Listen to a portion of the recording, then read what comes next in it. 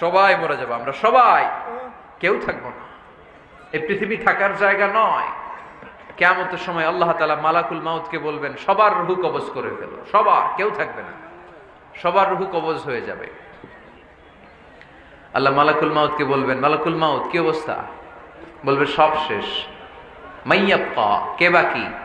মালাকুল মাউত বলবে জিনেরা বাকি, যাদেরকে দেখা যায় না। আল্লাহ বলবেন জিনদেরকেও শেষ করে ফেলো, রূহ কবজ করো।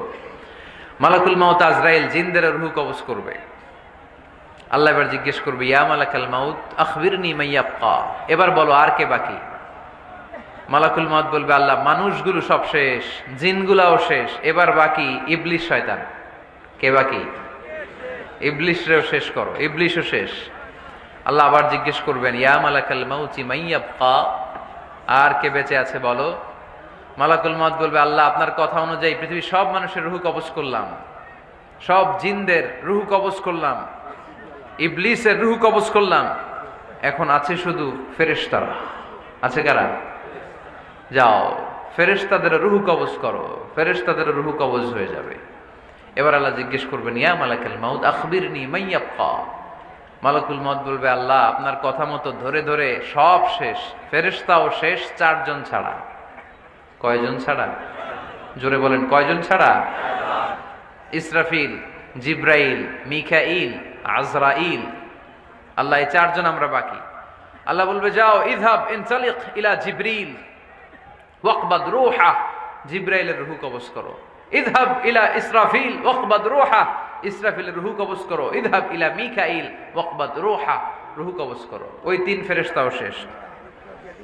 এবার আল্লাহ তাআলা জিজ্ঞেস করবেন, ইয়া মালাকাল মাউত আখবিরনি মাইয়াবকা, হে মালাকুল মাউত আর কে বাকি আছে বলো।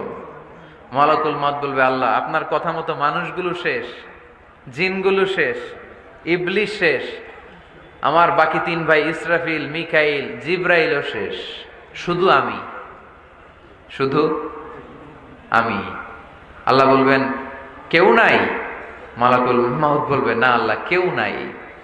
এবার আল্লাহ তাআলা বলবেন, মালাকুল মাউত তুমি তো সবাই রে মারছো, এবার তুমি মরো,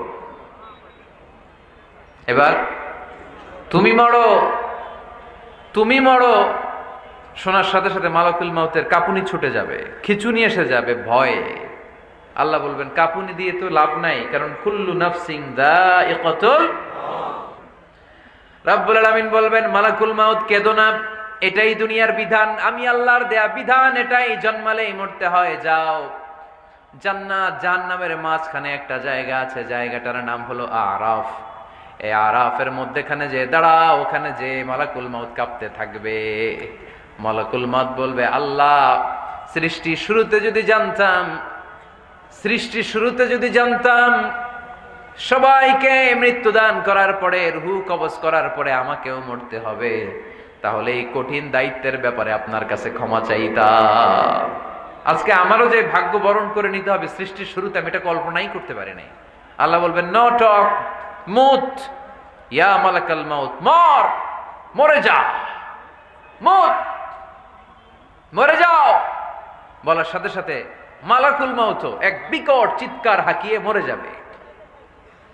মালাকুল মাউতের চিৎকারটা সেদিন এত ভয়ঙ্কর হবে, বিষ্ণু ঈসা ইসলাম বলেন, ওই চিৎকারের আওয়াজ যদি পৃথিবীর মানুষেরা কান দিয়ে শুনতে পেত, তাহলে কিয়ামত সংগঠিত হওয়ার জন্য আলাদা করে ইসরাফিলের সিঙ্গার প্রয়োজন হতো না। ওই চিৎকারের আওয়াজে প্রতিটা মানুষ কানের পর্দা ফেটে ওই জায়গায় লাশ হয়ে পড়ে যেত। এবার ডানে বায়ে সামনে পেছনে উপরে নিচে কেউ নাই, একজন ছাড়া, জোরে বলতে হবে তিনি কে?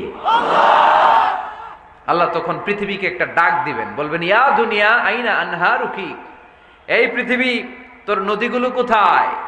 ইয়া দুনিয়া আইনা আশজারুকি, এই পৃথিবী তোর গাছগুলো কোথায়? বটতলা। ইয়া দুনিয়া আইনাল জিবাল, তোর বড় বড় মাউন্ট এভারেস্ট পাহাড়, আলাস্কা পর্বতমালা, আলপস পর্বতমালা, এগুলো কোথায়? তুর পাহাড় আজকে কোথায়? ইয়া দুনিয়া আইনাল মুলুক, রাজা বাদশারা কোথায়, যারা ক্ষমতার দাপটে পা জমিনে ফেলতে চাইতো না? আইনাল জাবাবেরা, অত্যাচারী স্বৈরা শাসকগুলো আজকে কোথায়? কোথায় আজকে? কোনো আওয়াজ নাই।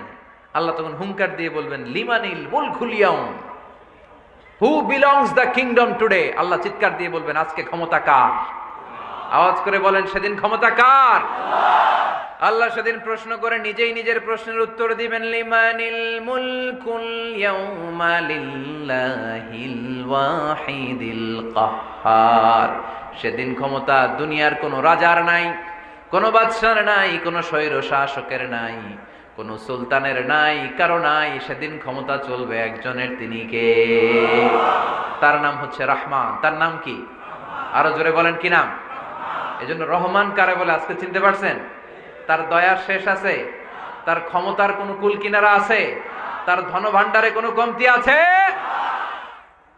এজন্য লা বিশাইইন মিন নিআমিকা রাব্বানা নুকাযযিবু ফালাকাল হামদ। We don't deny any of your mercy and blessings. All praises to you.